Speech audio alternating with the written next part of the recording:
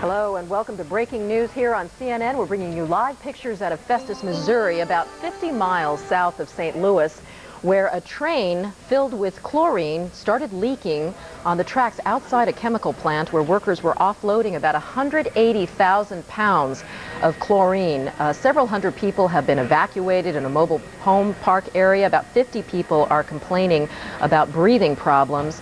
Fortunately, according to authorities out there who tell us that the wind is light so that the chemical is not spreading very quickly. Breathing in chlorine fumes can cause serious illness, a burning of the lungs, even some brain damage, and in some cases death. This happened at about 9:30 local time there when workers were trying to offload that chemical into a company called the DPC Enterprises, and when the hose ruptured. So they have hazmat teams on the scene right now. They're trying to find the location of the leak so that they can fix it. Red suits there to go in, and what they're trying to do is identify the source of the leak in this train. It's a chlorine gas that's leaking out of this train. It was loaded with about 180,000 pounds of chlorine when it pulled up to this chemical plant. And right now on the telephone is Dr. John Palmer with the American Chemical Society. Did I get that right, Dr. Palmer? Yes, you did. All right. If you can see this picture, can you Unfortunately, I'm not in a position of seeing it? Let me describe it to you. I see at least two hazmat workers in orange suits on top of the car that contains the chemical. You've still got chlorine gas leaking out from the bottom portion of it. How would you describe they're going to try to attack this problem? Well, in general, they have to worry about the public safety, so the first thing they've done, obviously, was evacuate the area, which is a wise move. And then they worry about their own safety. The suits are a help, but they also have to have a practical way to shut off the leak. Otherwise, the best thing is to stand back and just protect the public from getting too close to it. So I assume that what they're trying to do right now is decide if there's a hose or something, is there a shutoff valve still working that they can contain the remainder of the material in the tanker. And Dr. Palmer, it looks like they might be having some success because the cloud is beginning to thin out.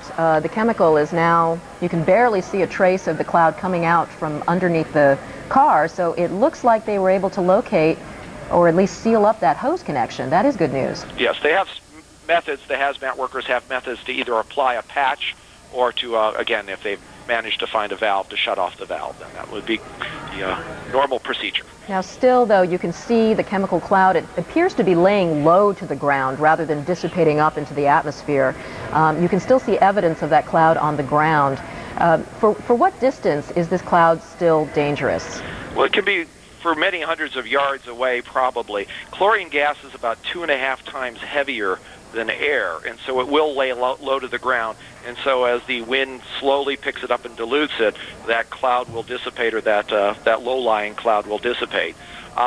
Certainly chlorine in high concentration can even be deadly, obviously, but at lower concentrations it's a problem down to about a part per million. So I'm sure they're out monitoring at distances away from this leak and making sure that it's safe for people to be in the areas that they're checking. About 50 people had to be checked out in hospitals because they were having breathing problems. How close were they likely to the chlorine leak? Well, if they were experiencing breathing problems, people that are very sensitive to materials in their lungs might have had that at fairly low concentrations. They probably were still, I'm guessing, several hundred yards away or even further away than that. And you have a little bit of an acid burn in your mouth and your throat when you breathe a gas like this. And so I'm guessing that's what they were experiencing, was that bite in their throat.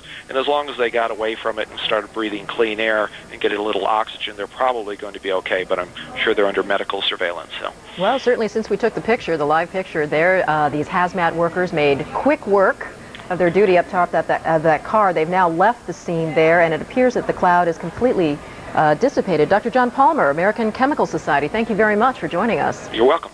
All right, Dr. Sanjay Gupta, our very own medical correspondent up in New York. Sanjay, we were just hearing that some 50 people are being treated for inhalation problems. Do you think these people are going to have any permanent damage? It appears that we don't. Carol. Oh, there we go. I'm sorry, I didn't hear the question. Oh, I just wanted to find out, now that it appears that they've been able to seal the leak, Fortunately, we're just getting a view of the nearby mobile home park there. I'm wondering, some 50 people had to be treated at the hospital for breathing problems. Do you think there's going to be any permanent damage? It's really unlikely, Carol. Typically, the type of concentrations of chlorine, even though we saw that pretty scary-looking cloud of gas, the type of concentrations that you need are pretty high within the air. And the good thing is that as soon as that chlorine actually gets outside the leak site, it actually dissipates or sort of gets diluted pretty quickly. So besides some irritation to the eyes, the nose, the mouth, things like that, it's unlikely that they have any permanent effects. The permanent effects that we're concerned about, of course, would be more permanent effects to the lungs. Actually, that same gas, that burning, actually causing scarring of the lungs, which would cause more permanent damage down in the long run, but unlikely statistically that would happen. Well, that's good news indeed. All right, well, you watched it live. Those hazmat workers were able to seal off that chemical leak.